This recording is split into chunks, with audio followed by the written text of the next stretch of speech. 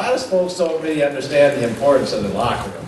It's not just a place where you go before practice and dress, and when you're done with practice you shower and you go home. It's much more than that.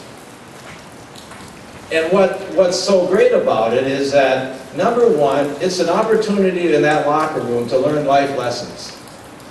To learn how it is that you have to perform to be successful in life. Just as we want our students to become responsibly engaged in the world, they certainly do through the experience of intercollegiate athletics. And what takes place in that locker room to learn life lessons is really important. It's also a place where you get to celebrate victories. And how sweet it is to celebrate victories. It's a lot of fun in the locker room. It's very enjoyable. Unfortunately, there's also times when you commiserate with each other on the defeats. But you do learn that life does go on. And finally, you forge lifelong friendships. And what is life without great friends? And in that locker room, there are certainly bonds that are made between student athletes that last for a lifetime. So today, we have the honor and a special day, I should say, for Cobber Athletics, in that we get to break ground on one of those hallowed locker rooms. And for generations of athletes to come, whether they be in football or women's soccer or women's softball or baseball, athletes are going to have a great home. And that home for them during their athletic careers is the locker room. As a result of the new locker room, we also get a facelift on our old friend over there since 1966. Thanks to Wayne Flack and his crew, they've done some painting and fixing a few things up that'll house our women, I should say our men's soccer team and our track and field teams. So it may be an old locker room, but it's still going to be put to good use. So again, today is a special day. The locker room is a special place. And I want to have a special thanks to all the donors who made this project possible. Because without that, we would still be in that old place. There'll still be lessons learned, but they're going to enjoy them a lot over in that hole over there.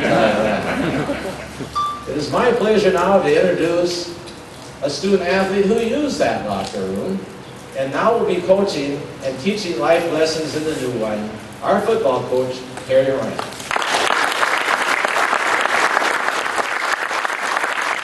Good to see everybody. Thanks, Rich. I appreciate your support, and so does our entire athletic department.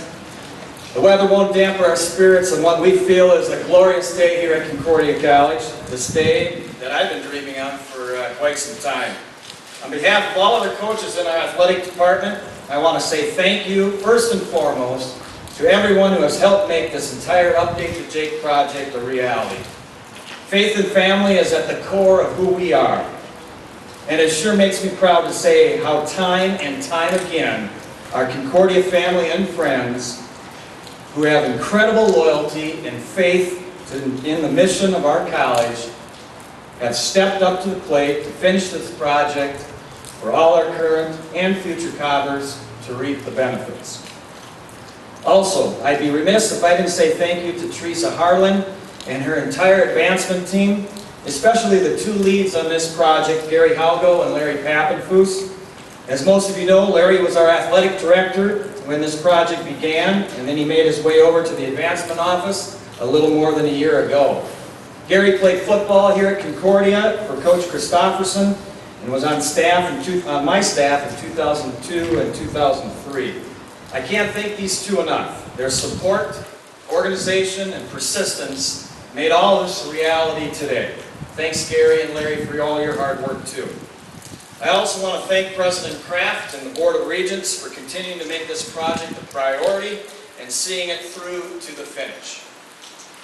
What's exciting to all of us in the athletic department is how well this Update the Jake project will help the lifeblood of who we all are, and that's recruiting. Not only in our athletic department, but campus-wide too. Facilities do matter. From women's soccer to baseball, to the Sanford Training Center, to our own football locker room. This has been huge in our recruiting this past season, and we know as we go into the future it's going to be even better. Finally, I want to say thanks to someone very special to me. It was back in 1975. I was a second grader at Longfellow Elementary School in Morris, Minnesota. My teacher was Mrs. Ross, Darlene Ross. Well, 37 years later, our paths cross again as Darlene Ross, a 1960 Concordia grad, wanted to make a major gift to the locker room to help her alma mater and former student. And by the way, as she would tell everybody, I was a little angel. On that, I would like to introduce the president of Concordia College, Bill Kraft.